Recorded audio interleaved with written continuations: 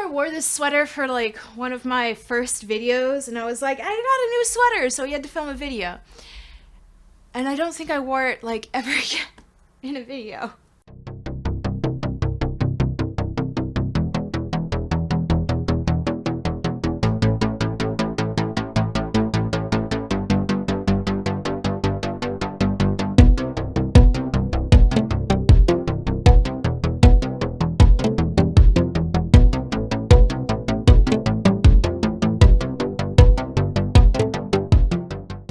Hello there, my name is Mackenzie, welcome back to my channel, and thank you so much for being here. I have hand motions now? This is cool. Okay, so you already saw the title of this vlog, you know exactly what it's going to be. I'm not even going to intro that for you right now. What I'm going to talk to you about is the experience I had with this red book right here. I thought I lost this book, but I found it. It was in my car. She traveled with us from the move. She got a little banged up, and honestly, I mean, what can I expect? I don't even have the dust jacket for it anymore. Okay. Let's flash back to, I was in 7th grade, I was in middle school, and my brother was in 5th grade, and my mom was like, you guys need to read. We needed to get books for school. We needed to do book reports. So I didn't actually not pick up this book. My brother picked up this book. I don't remember what the original cover was because obviously I don't have the dust jacket anymore. So I'm really not sure how he came about getting this book. Aside from the prologue is about a father and a son, and the son is very dangerous. And so I guess my brother kind of thought that the main character was going to be a guy. And then, so he bought it. Come to find out the main character of this is a girl named Fire. And he no longer wanted to read it. So he just dropped it and that was that. And then I think it was just a couple months later, I was looking for another book to read for a book report or something. And I found this one in his stuff. I actually have another book that I found in his stuff and I still have. He told me what it was about, that there was a female main character, and it seemed very interesting. So I picked it up, I read it, it was the best thing I'd ever read. It was probably the first, full fantasy novel that I read that wasn't, a dystopian or set in what was supposed to be our world. This is a very, fantasy novel, and it was so astounding, and I loved it, and honestly, I was in 7th grade. I didn't Google things. I didn't know that this was a second in a series. I also didn't know that it was part of a series. I thought after it was done, and that was it. And it was gorgeous and beautiful, and honestly, I have nothing but great memories of it. Oh, and the reason why I lost the dust jacket is I lent it to a friend who did not care for her books and also had 2 younger sisters, and when she returned it to me, she returned it without the dust jacket, and she's like, I'm sorry, I don't know where it is. It was probably my junior or senior year of high school that I actually found Graceling and picked it up. It says right here, a companion to Fire and Bitter Blue, so it doesn't necessarily anywhere on this show or say anything about the series, aside from that there's another book called Bitter Blue.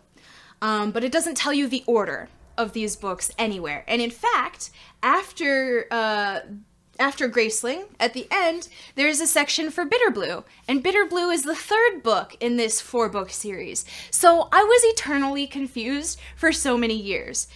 Anyway, regardless, Graceling is the 1st book in this 4-book series. I read it 2nd, and I just truly loved it. It was really good. It kind of felt like it had nothing to do with fire, but everything in the same world. Very interesting because they all felt like they were standalones, aside from this one. This one felt like it should go right into Bitter Blue. I remember feeling that, and that's why it didn't throw me that Bitter Blue was at the end of this. So that's my history with the Graceling series. I read 2 first and 1 second, and then I stopped. And it was early in 2021 where I decided that I wanted to get the whole 4-book series of this. They had come out with new covers, and I was looking at how to get all of them in the same cover, and that is when Fairy Loot decided that they were going to put out their own special editions of the Graceling series. And amazing. Absolutely stunning. Now, fun fact about what happened with this. I ordered it, and then we moved because of horrible neighbors, and my box of my Graceling set got lost. It couldn't be, I don't know how, I don't know what really happened. They said that, like, they couldn't deliver it to my address, and then they said it was being sent back to Fairy Loot. Fairy Loot said they never got it back, but they did end up sending me a replacement anyway, which is very nice of them, very kind. What I'm planning to do here is we're going to do a 2-part vlog. I'm sure you've already noticed by the title. We're going to do a reading vlog for Graceling and Fire. And then we're also going to do a reading vlog for Bitter Blue and Winterkeep. Now, these ones are a little bit bigger, so that second vlog might be just a little bit longer. But who knows, because this intro has been going on forever. Aww. Oldies and newsies.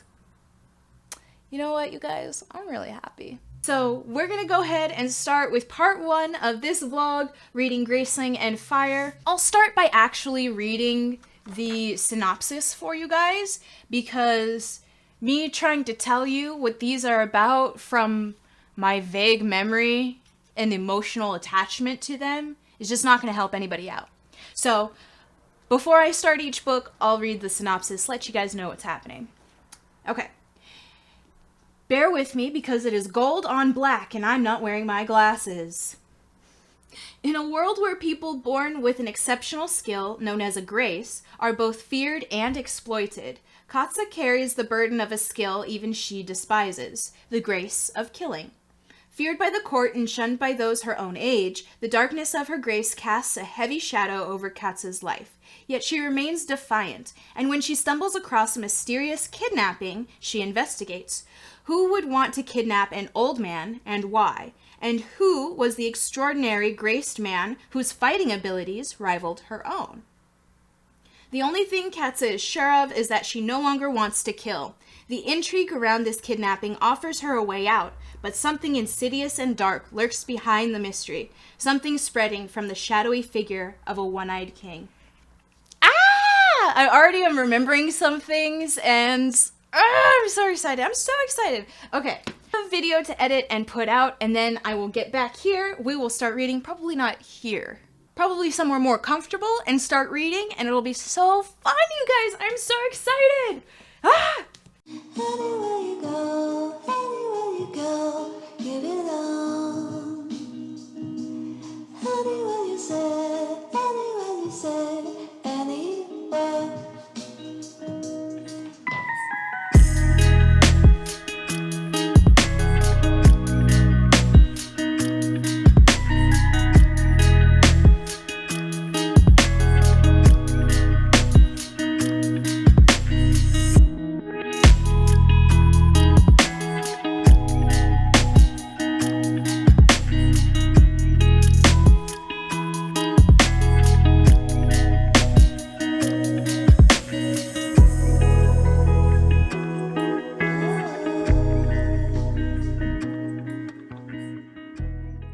Good morning, you guys. Okay, so this is Graceling. Graceling? Who's Graceling? Check-in time. I read, what was it?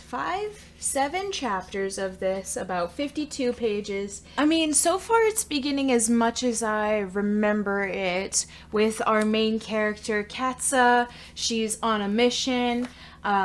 So even though she's being used as the muscle of the king, she has this secret council that she runs, or that she's a part of. Like, she started it, and then it just grew out of control, and it's all of these people who are making decisions outside of the kings. So there are 7 kings in this kingdom, and none of them work together, and so in order for the people to survive, they have created this council, and they save hostages, they save people, they save food, and they distribute it, and they're kind of like this big band of Robin Hood. And on one of these missions for the council, she runs into another Graceling, and he ends up being the prince from one of the kings. And yeah, that's all we know.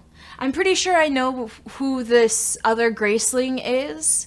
And the other Graceling, they named him like Greenbrier or something, but I don't think that's the name he goes by in the rest of this book.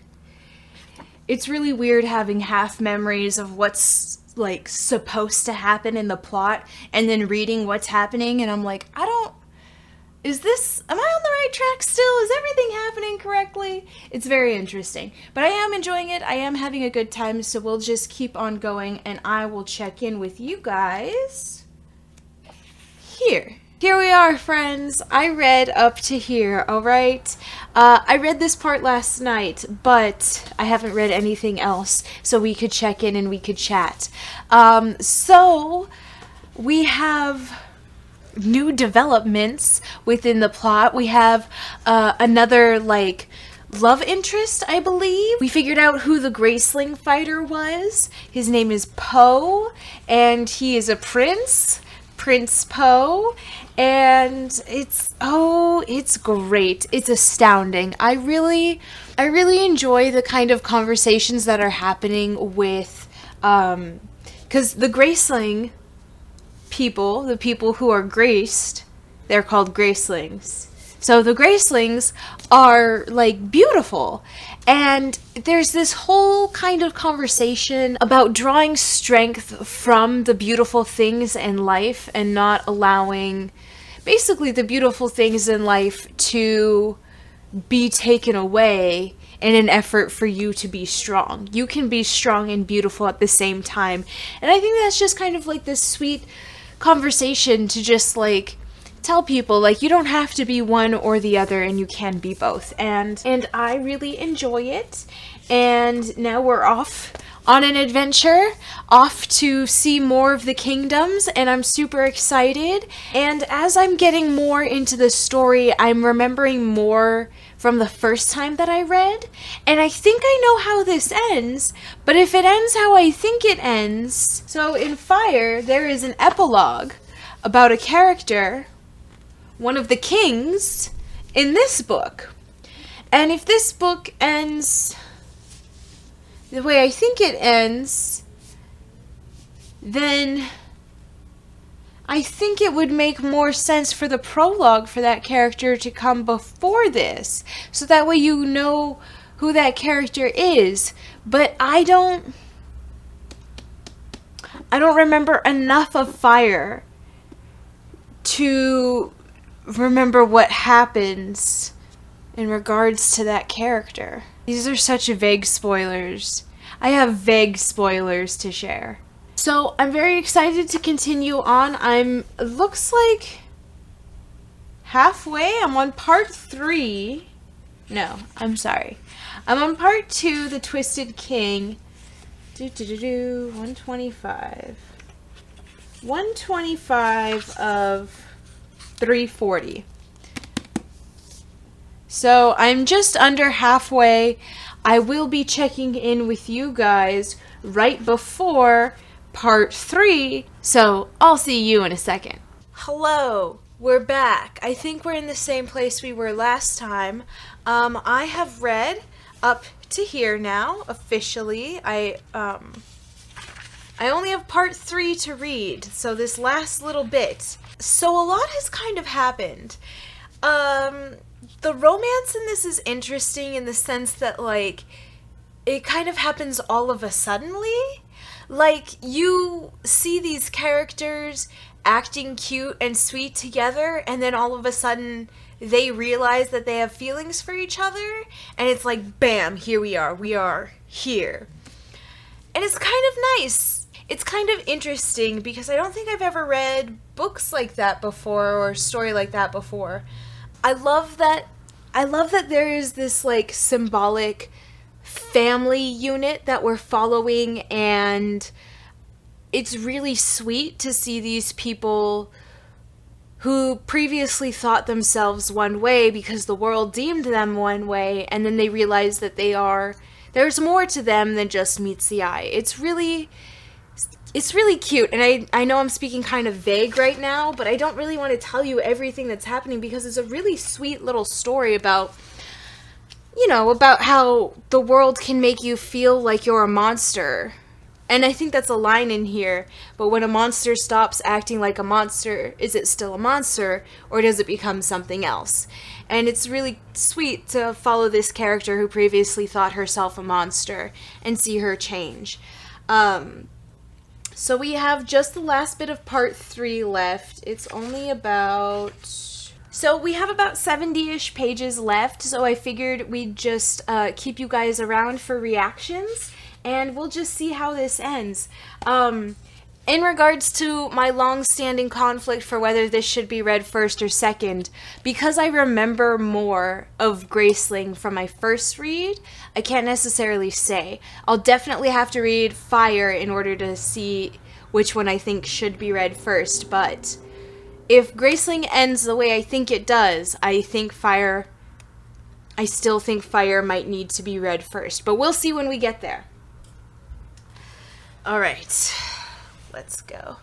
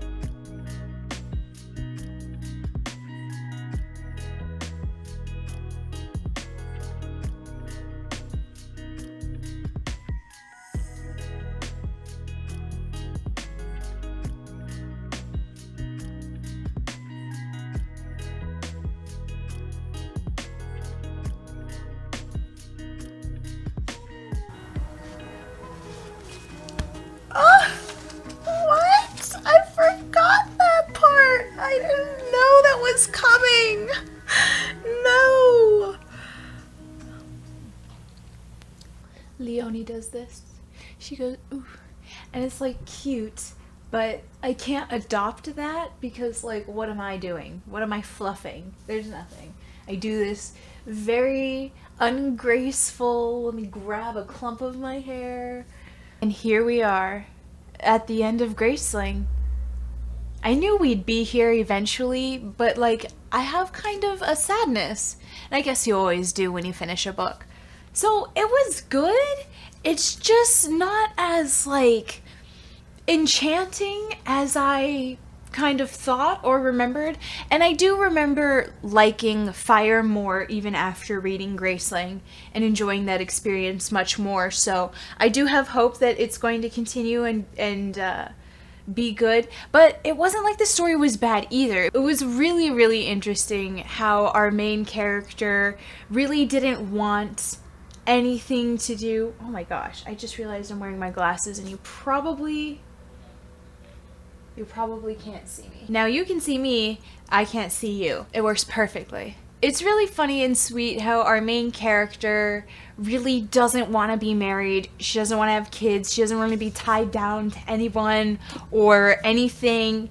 And throughout this book, she has this, what is essentially a marriage, where you take vows to each other and have an open, communicative relationship, and she has a surrogate daughter figure, and she loves all of those things. And it's really sweet to see, because I think this book was written in like 2008, so it was really sweet to see something about how they didn't want to have a traditional family in the traditional sense, but they still found family in, in people around them. It was just really sweet and really great. And I almost struggle with this because it feels like she has an open relationship with this guy, but it could also be interpreted as possibly polyamorous because she doesn't want to stop him from loving anyone else.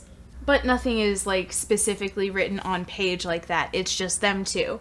But I wouldn't even say that this is particularly a romance either. It's definitely more of an adventure because it's definitely not focused on their romance, more so like their relationship and just relationships with people and how to be a person and what makes a monster, and it was really sweet and really cute, and I really liked the themes that they were trying to bring up and discuss. I just wish that they were more fully discussed and more fully developed. I hope that it's something that is a theme that develops throughout the whole series, so that way by the final book it looks like a really big and solid piece. So I did enjoy it. I just feel like I expected to enjoy it more.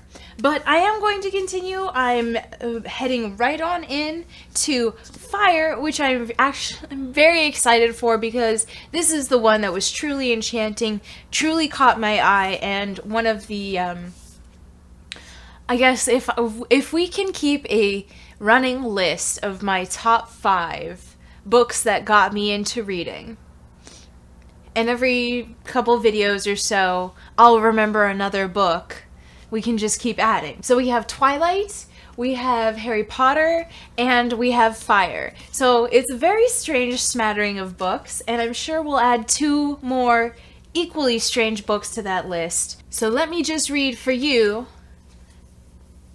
the summary. Fire's exceptional beauty gives her influence and power. People who are susceptible to it will do anything for her attention and for her affection.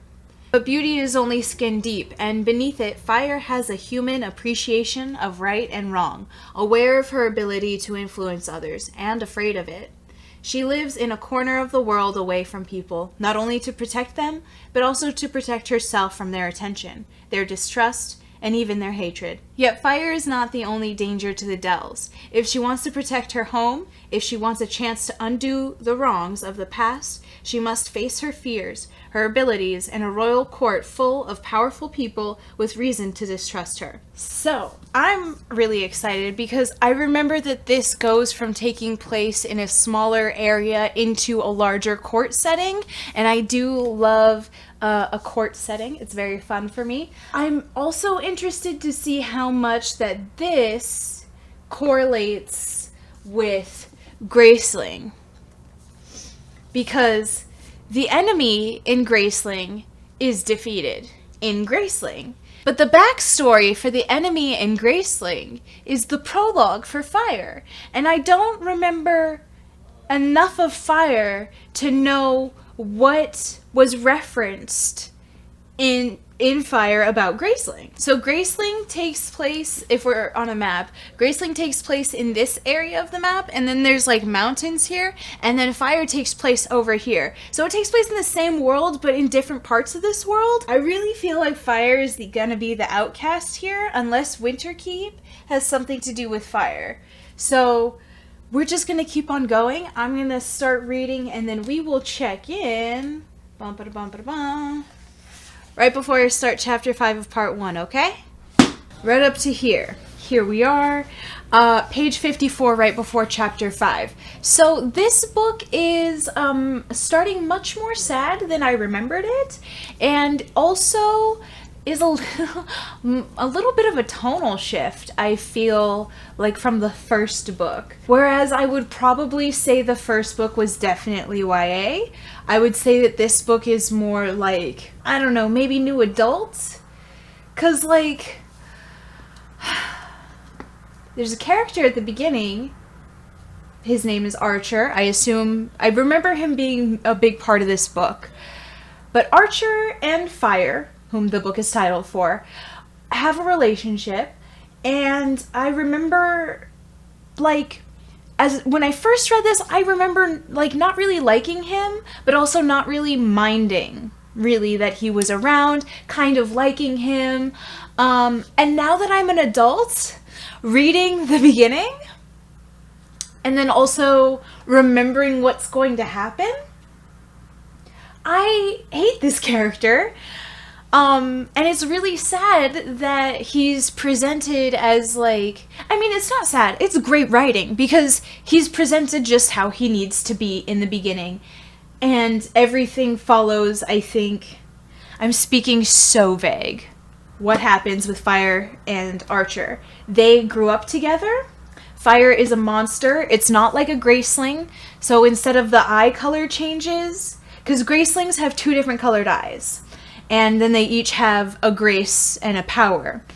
What Fire has is not the two colored eyes, but like brightly red hair. And her father had like blue hair with like silver in it.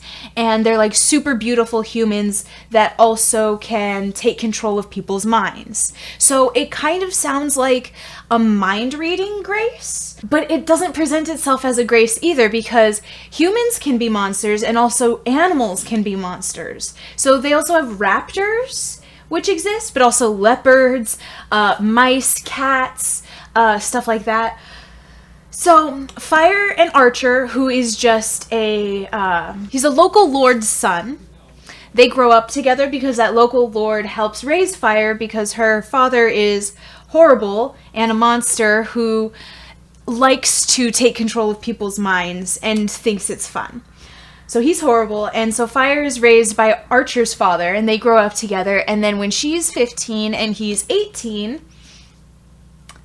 he sneaks in her window, and they sleep together, and they continue this, I guess, relationship. And then in the first chapter, she gets shot by an arrow from some man. It's a whole mystery. We don't know what's happened. And that night, Archer tries to, like, get it in, and she's like, you've got to be kidding me. And he's like, what? And I'm like, oh my god, this is horrible. And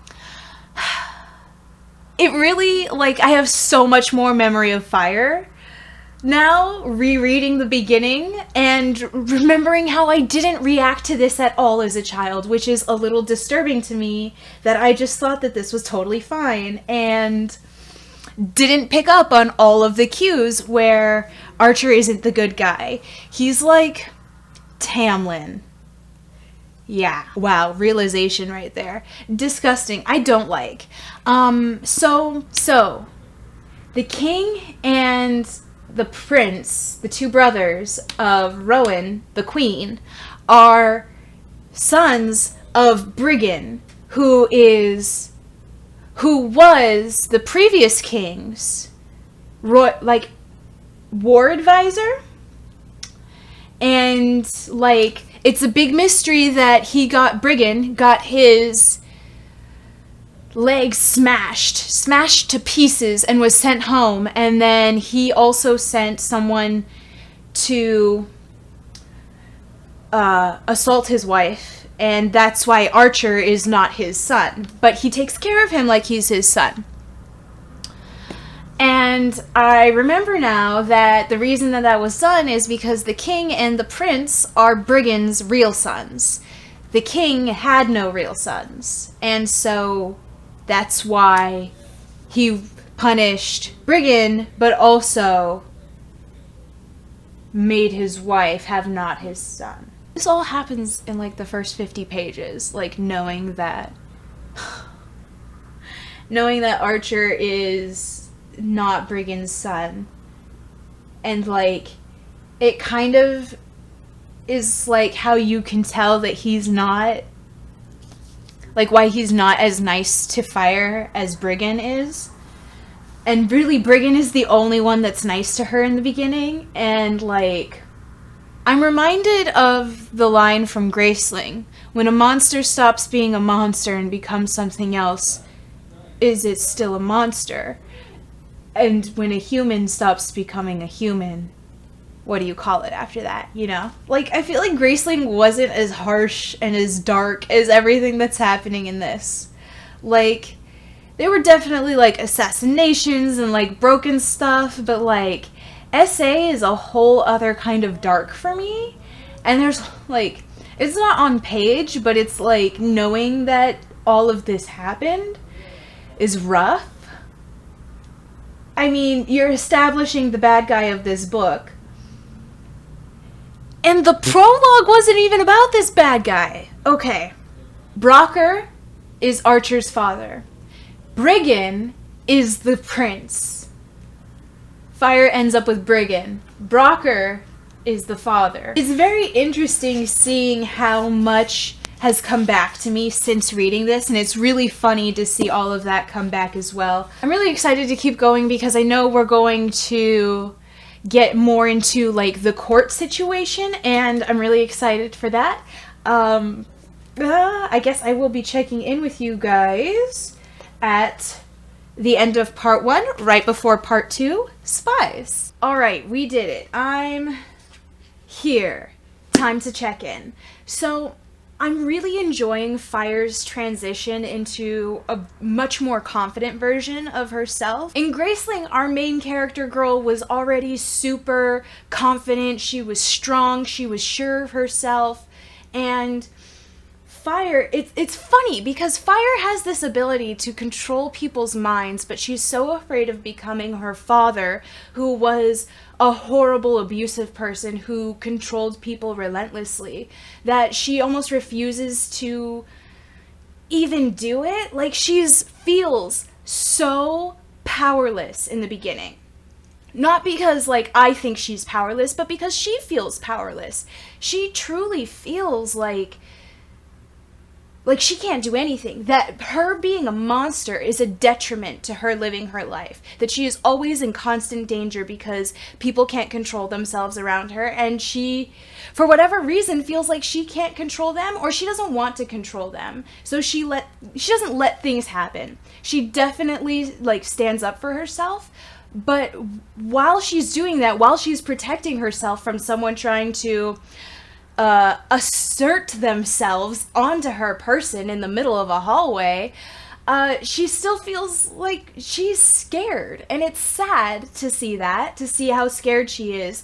But in this whole part, you see, after she's moved into the castle, into King City, you kind of see her being like, you know what, I'm tired of being this way. I'm tired of not being strong. I'm tired of feeling like I'm being bullied. I'm tired of feeling like everyone can take advantage of me.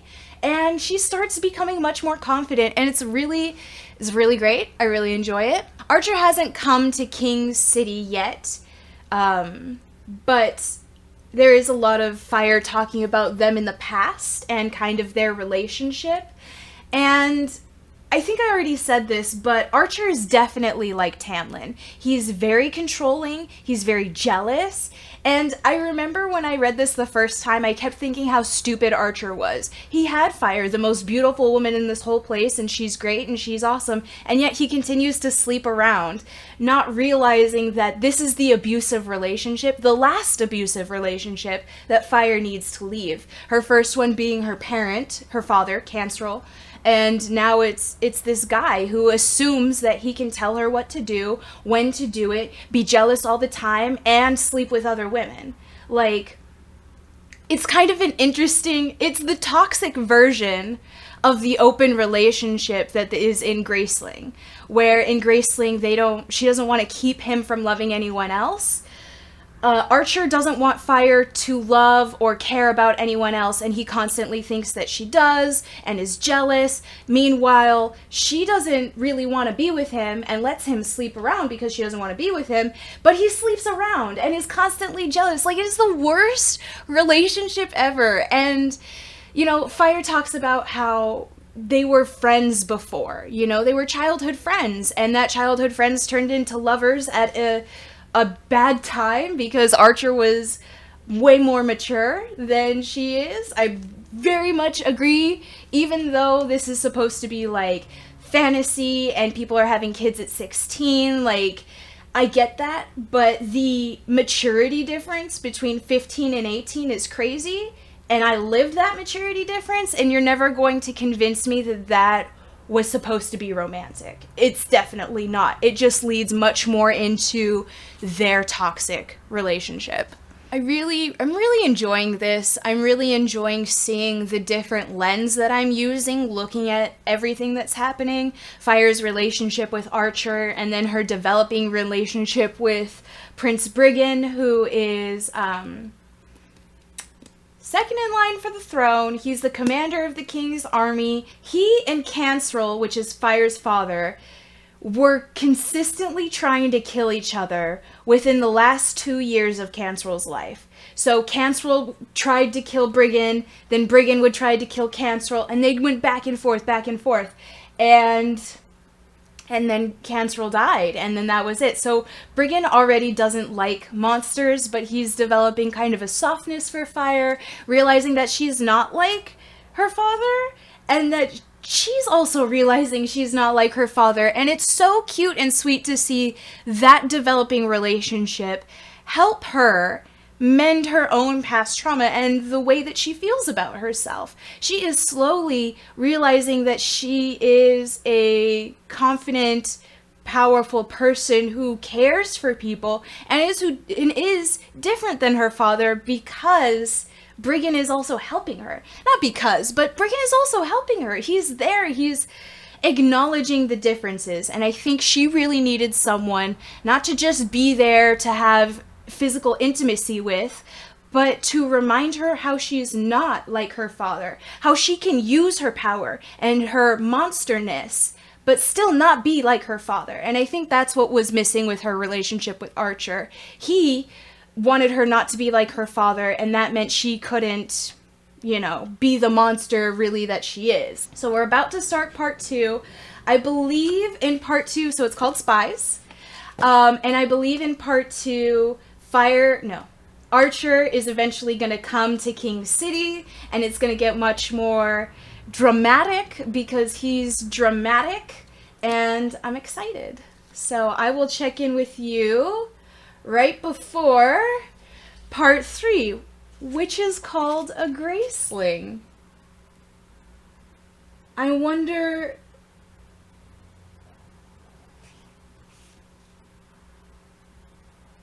What? Hi. So, we are here at part 3 at Graceling. Well, we know how these stories are connected now. This one is connected to Graceling. In Graceling, King Lek is like 40 years old. And in Fire, King Lek is a 10-year-old boy who comes into contact with Fire at King Nash's court.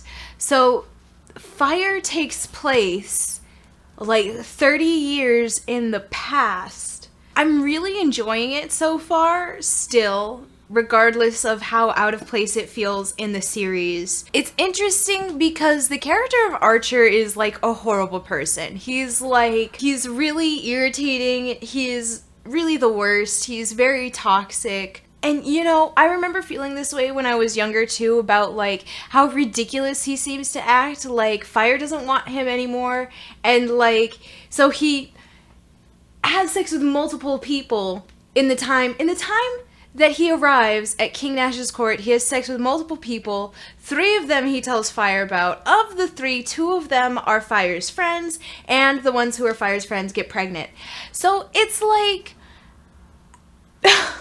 he's kind of really mean to her, and I don't know. I know how his story ends, and I know that truly he does nothing for the plot.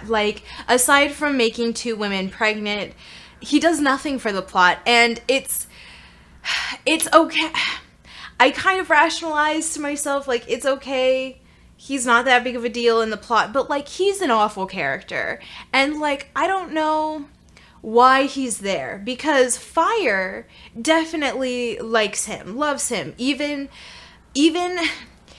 at 21, he is still preying on 15-year-olds, and Fire calls him a predator, but not in the sense that, he's a 21-year-old having sex with 15-year-olds.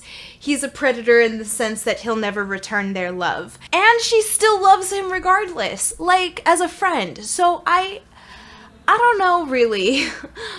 Fire seems like the type to have a lot of toxic relationships around her, and it makes it difficult for her to kind of let go because she sees a lot of people around her who are both good and bad. So I understand, Fire's characterization makes sense, but as someone who Like, I can't stand toxic relationships, even if you put up boundaries. If I have a toxic relationship, I would much prefer to just cut it off. And that's not Fire, and that's fine. The characterization is fine there. It's just not something that I would do. I'm also really enjoying the way that the main characters fall in love.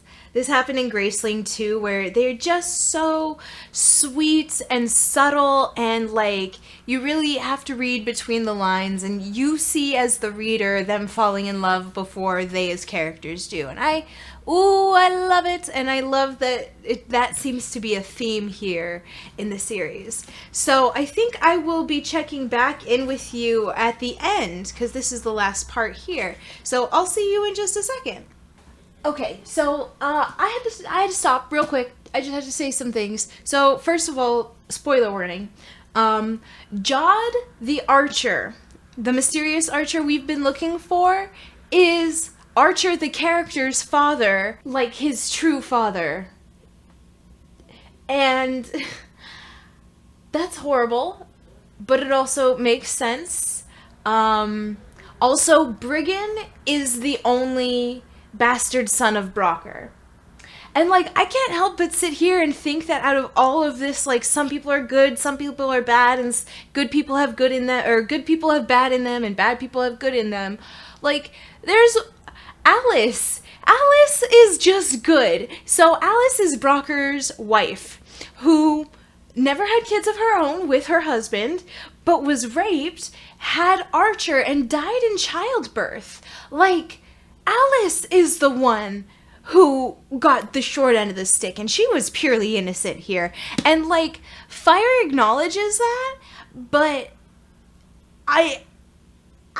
like, it's horrible. Some of the stuff that happens in here, I don't know if it's like a whole like maturity leap, but it's much more of a like, wow, it's much darker. It's much darker. They just stepped it up, and like, not like I hate it or anything, but after like how sweet and loving and everything that Graceling was, and how everyone there was just trying to do the right thing, Fire is surrounded by people who are complicated, and it's kind of like, it's a little rough sometimes to read about. Okay, so apparently there's a part 4. Oh, lost you. I guess this is just an epilogue, because it feels like the end already happened. So I guess I'll wait to check in with you until the end, because I think this is just an epilogue. So like, there won't be much to talk about between now and I think the end of this. So give me 1 second. Oh, and an epilogue. So there's a final teeny tiny short part that's like 20 pages, and we have an epilogue. Okay. All right. So, Fire. First of all, this series in general has the strangest timing. I don't understand. It kind of feels like if you read the first couple of Witcher books are short stories, a short story collection about the character Geralt and his Witcher business.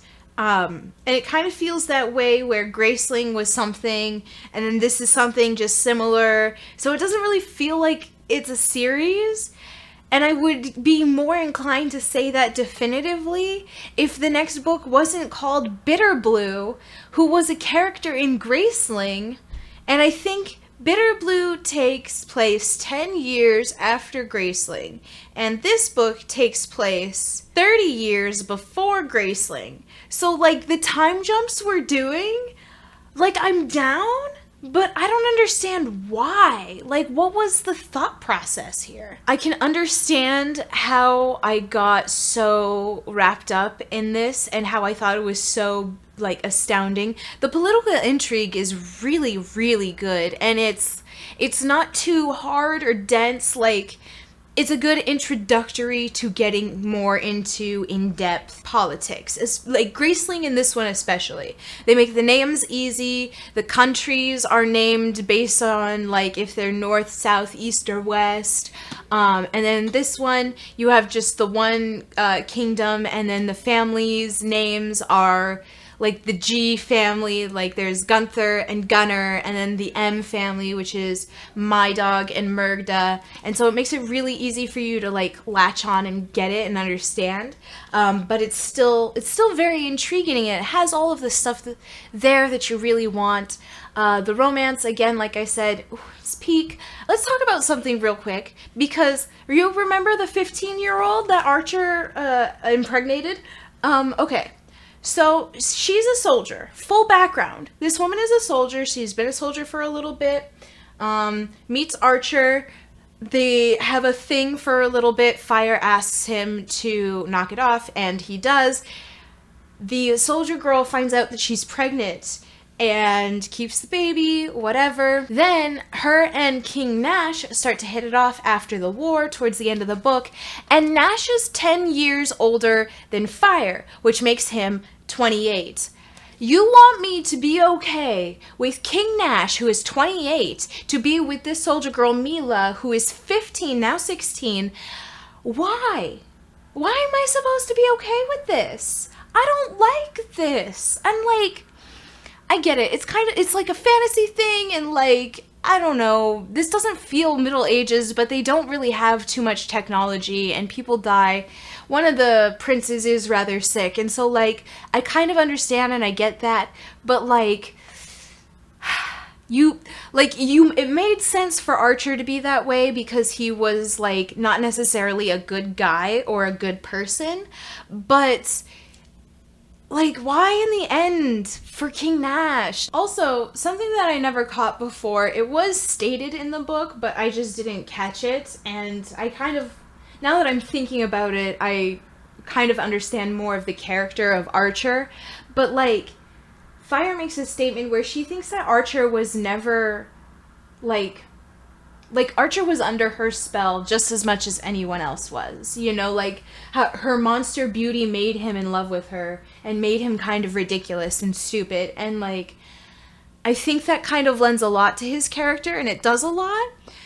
He's still awful because like when King Nash realized that he was becoming ridiculous around Fire, he asked Fire for mental strengthening lessons, and it seems like Archer really just leaned into, you know, having Fire in his mind and kind of be that for him. And it doesn't like excuse anything about him, but it kind of like makes more sense as to why he was so ridiculous, why he would be jealous of Fire all the time and like constantly accuse her of being with other people, but then on the same hand also go and sleep around with a bunch of other women.